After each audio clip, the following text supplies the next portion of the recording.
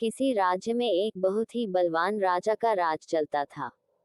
उसकी रानी भी बहुत सुंदर और समझदार थी।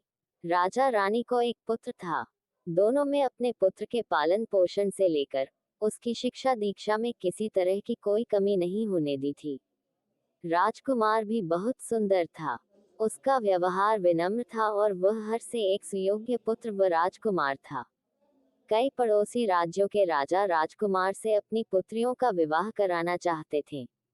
उन्होंने राजा रानी के पास विवाह के लिए प्रस्ताव भी भेजे थे। वहीं राजा रानी चाहते थे कि उनके राजकुमार का विवाह किसी सुंदर, समझदार और संवेदनशील जैसी राजकुमारी से ही हो, जो हर तरह से उनके पुत्र के लिए योग्य हो। राजा ने अपने राजकुमार को उन राज्यों में भेजा जहां से उसके लिए विवाह के प्रस्ताव आए थे।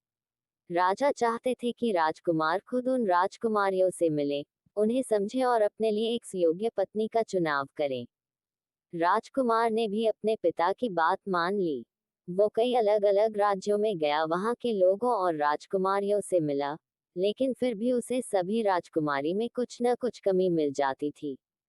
कुछ ही दिनों में राजकुमार वापस अपने महल आ गया। वह उदास था, मन ही मन सोच रहा था कि शायद उसके भाग्य में पत्नी का सुख नहीं है। यही सोचकर उसने शादी से मना कर दिया और राज्य के काम में मन लगाने लगा। एक शाम बहुत तेज बारिश हो रही थी। तभी राजमहल के दरवाजे पर एक लड़की आई। उसके कपड़े बारिश की वजह से भीग गए थे। उसके बाल बिखरे हुए थे। वह पूरी तरह से अस्त व्यस्त नजर आ रही थी।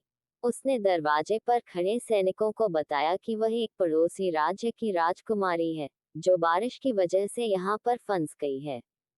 ऐसे मौसम में वह अपने अपने महल नहीं जा सकती है, इसलिए वह यहाँ पर शरण लेने के लिए आई हुई है। लेकिन उस लड़की की हालत देखकर उन्हें यकीन नहीं हो रहा था कि वह कोई राजकुमारी है। उन्होंने राजा रानी को उस लड़की बात बताई।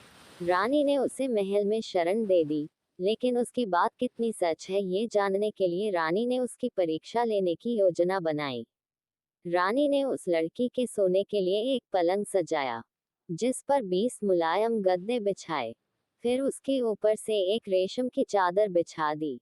रानी ने बड़ी ही चतुराई से उस रेशमी चादर और 20 गेंदों के नीचे एक मटर का दाना भी रख दिया और फिर उसी बिस्तर पर लड़की को सोने के लिए कहा। अगले दिन जैसे ही वह लड़की अपने सोने के कमरे से बाहर आई, तो रानी ने बड़ी ही बेसब्री से उससे पूछा कि उसे रात में नींद कैसी आई। इस पर उस लड़की ने कहा वह पूरी रात नहीं सो पाई। उसे उसके बिस्तर पर कुछ चुभ रहा था। ये सुनकर रानी को यकीन हो गया कि वह लड़की सच कह रही है। वह कोई राजकुमारी है। तभी उसे 20 गेंदों के नीचे रखा एक मटर का दाना भी चुभ रहा था और वह बहुत ही संवेदनशील राजकुमारी भी है। रानी ने उसी वक्त उस राजकुमारी से अपने राजकुमार के विवाह का निर्णय कर लिया। राजा रानी खुद उस राजकुमारी को उसके राज्य में छोड़ गए और वहां पर जाकर उन्होंने उसके राजपिता से शादी का प्रस्ताव भी रखा। उस राजकुमारी व उसके पिता ने उसे स्वीकार कर लिया और राजकुमार और राजकुमारी का विवाह करवा दिया गया। कहानी से सीख, किसी व्यक्ति को किस तरह की परवरिश मिली है, इसकी झलक उसका व्यवहार साफ बताता है। Like, comment, share, subscribe. देखने के लिए धन्यवाद।